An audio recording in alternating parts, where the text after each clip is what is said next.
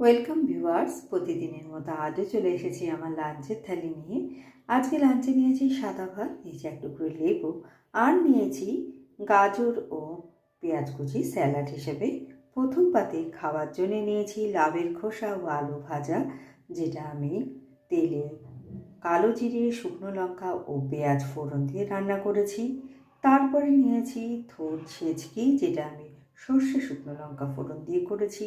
নিয়েছি কতগুলো পাঁপড় ভাজা, তার সাথে খাওয়ার জন্য নিয়েছি ডাল, যেটা আমি উচ্ছে দিয়ে রান্না করেছি। ফোড়ন দিয়েছি 5 ফোড়ন ও শুকনো লঙ্কা, আর একটু আদা বাটা দিয়ে আমি এটা নামিয়েছি।